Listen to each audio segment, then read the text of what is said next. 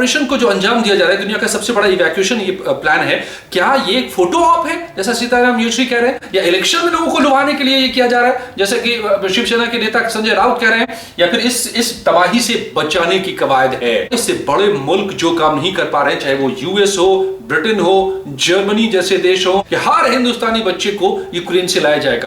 बच्चों के लिए जो धरती मां सदियों से सब कुछ सहती है, हम उस देश के वासी हैं जिस देश में गंगा बहती है।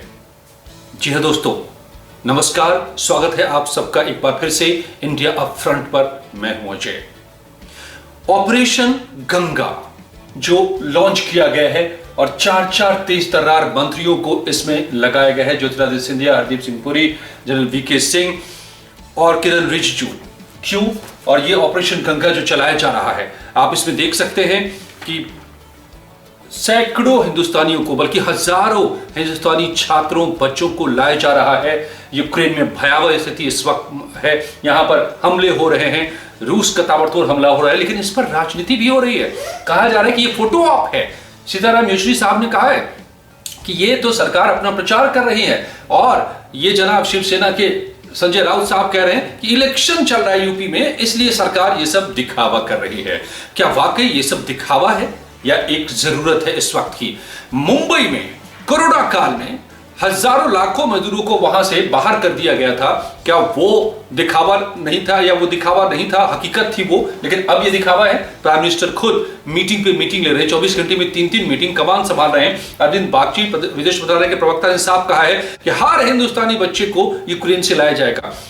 हिंदुस्तान इकलौता ये देश है जो अब तक का शायद सबसे बड़ा ऑपरेशन चला रहा है, इवैक्यूएशन ऑपरेशन, और इसमें एनडीआरएफ के भी जवानों को लगाया गया है, क्योंकि स्थिति जो यहां पर हो रही है वो भयावह है। आप देख सकते हैं कि हजारों बच्चे फंसे हुए थे, उनमें से अब तक जो जितनी तादाद है वहां पर 20,000 से ज्यादा पता चल रहा है कि इस विध्वंस के बीच में 20,000 से ज्यादा हिंदुस्तानी फंसे हुए हैं, जो कहा गया है खुद सरकारी सूत्रों से, और उनको धीरे धीरे करके लाया जा रहा है। 30 उड़ानों में 64,100 से ज्यादा बच्चे लाए जा चुके हैं, लेकिन अब भी बहुतों को लाया जाना बाकी है। और ये दिलचस्प तस्वीर देखिए, यूक्रेन की ये तस्वीर है, एक reddit.com ने दिया है कि we are coming to get you, Indian government कह रही है यूक्रेन में जो बच्चे फंसे हुए हैं। लेकिन यूएस ने कहा जेलेंस्की को, यूक्रेन के प्रेसिडेंट को, कि हम आपको वापस करते हैं। इन्होंने वापस उसको ठुकरा दिया, मगर खुद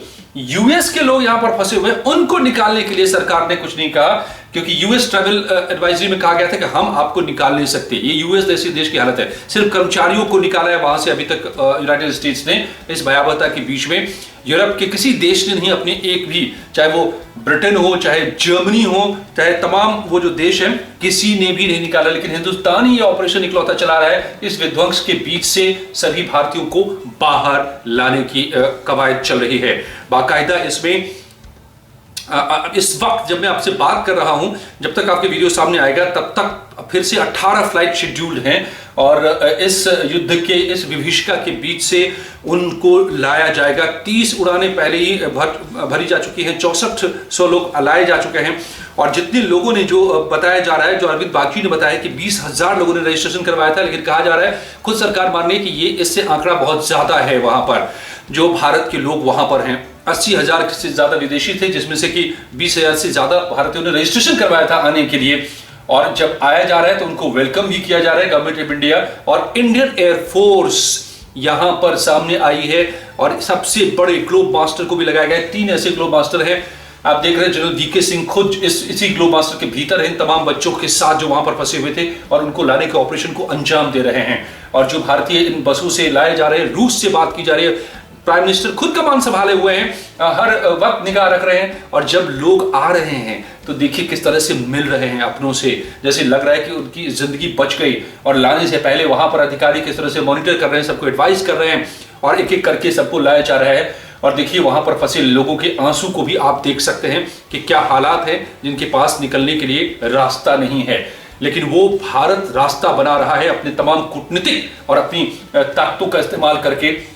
और ये देख रहे हैं कि हजारों हजार की संख्या में जो यूक्रेन में इकट्ठे हैं, बसों से लाया जा रहा है। इसके लिए बाकायदा रसिया ने बसेस प्रोवाइड की हैं। पुतिन से 2 दिन पहले भी बात की है प्राइम मिनिस्टर ने, उसके पहले भी बात की थी, और ये पुख्ता कर रहे हैं कि हर हाल में वहां से लाया जाए।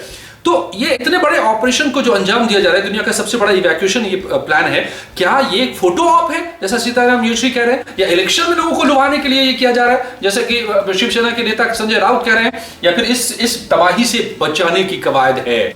एक की मौत हो चुकी है भारतीय छात्र की, और जो लोग फंसे हैं, किन हालातों में फंसे हैं, वो आ करके एक एक शख्स अपनी बीती बता रहे हैं। तो प्राइम मिनिस्टर मोदी अगर अपने मंत्रियों को लगा रहे हैं, और ये जो 4 चेहरे आप देख रहे हैं इनके तेज तर्रार मंत्रियों को, आप इन सबको जानते होंगे, मैं फिर से बता दूं एक बार कि जनरल वीके सिंह को लगाया गया है स्लोवाकिया और मोल्डोवा में, ज्योतिरादित्य सिंधिया को रोमानिया में लगाया गया है, किरण रिजिजू को हंगरी में लगाया गया है, हरदीप सिंह पुरी को पोलैंड में लगाया गया है, रूसी भाषा जानने वाले तमाम ऑफिसर्स को रूस में बिठाया गया है ताकि वहां से कोऑर्डिनेट किया जाए। लेकिन तब भी अगर ये हमले होते हैं सीताराम येचुरी साहब के, फोटो आप बता रहे हैं, तो वो क्या कहना चाह रहे हैं कि भारतीय को छोड़ दिया जाए उनके हाल पर? तो ये स्थिति एक तरफ है कि दुनिया के बड़े से बड़े मुल्क जो काम नहीं कर पा रहे हैं, चाहे वो यूएस हो, ब्रिटेन हो, जर्मनी जैसे देश हो, वो अपने नागरिकों को वहां से नहीं हटा रहे हैं, निकाल पा रहे हैं, हिंदुस्तान वो काम कर रहा है। और आपको ये भी बता दूं कि सरकार अपने खर्चे पर, जो सूत्र बताते हैं कि सरकार इस पूरे इवैक्यूएशन प्रोग्राम में जो खर्चा लग रहा है वो सरकार वहन कर रही है, वो नागरिकों के मदद से, मतलब सरकार के पैसे का मतलब हमारा आपका पैसा होता है, तो वो कर रही है। लेकिन उस पर उसको फोटो ऑप बता रहे सीताराम येचुरी साहब। तो शिवसेना के संजय राउत कह रहे हैं कि ये तो चुनावी फायदे के लिए ये सब किया जा रहा है, लेकिन वो घर वाले जानते हैं जो मिठाइयां बांट रहे हैं, जब उनके अपने उम्मीद छोड़ चुके थे कि पता नहीं कैसे निकलेंगे वहां से, और खास करके मौतों की जब खबरें आने लगी थी, ये भी आपने देखी है, इस तबाही के बीच से निकाल करके जब लोगों को जा रहा है, सेफ जर्नी कहा जा रहा है, वेलकम उनको कहा जा रहा है, embassy of India in Hungary, तो ये प्रोग्राम चलाया जा रहा है। तो उसको लेकर के इस तरह की बयानबाजियां, इस तरह की राजनीति किस स्तर की है ये आप समझिए। लेकिन अच्छी बात यह है, सुकून देने वाली बात यह है कि हम इस वक्त यूक्रेन में फंसे एक एक भारतीय को लाया जा रहा है। और मैं ये भी बता दूं कि विदेश मंत्रालय ने साफ साफ कहा है कि हम हर नागरिक को लाएंगे, और एडवाइजरी भी दी है जिसको आपके अगर अपने अभी भी फंसे हुए हैं तो उनको बताइए कि यूक्रेन के पश्चिमी इलाके की तरफ लोग जाएं, उन इलाकों में जहां से रूस का अटैक हो रहा है वहां ना जाए, अपने से जाए ही नहीं। वो ये भी कहा गया है कि वो एम्बेसी के संपर्क में रहें और उनके जरिए बताए गए ठिकानों तक वो पहुंचे, और बॉर्डर के उस पार से तमाम मदद उन तक पहुंचाई जा रही है, और बॉर्डर तक ले जाने के भी इंतजाम किए जाते हैं। तो आप एम्बेसी के संपर्क में रहिए, वो जहां कहे वहीं पर जाएं, खुद सीधे बॉर्डर पर नहीं जाएं। इन सब के बीच काबिल तारीफ कदम ये है, और इसकी तारीफ की जानी चाहिए, और हम उम्मीद करें कि हर एक भारतीय जो वहां पर फंसे हुए हैं उनको वापस लाया जाए जल्द से जल्द, ताकि वो अपनों से मिल सके महफूज होकर। धन्यवाद दोस्तों, और आप इन वीडियोस को लाइक करें, शेयर करें, सब्सक्राइब करें इंडिया अपफ्रंट विभाग भारत को। नमस्कार।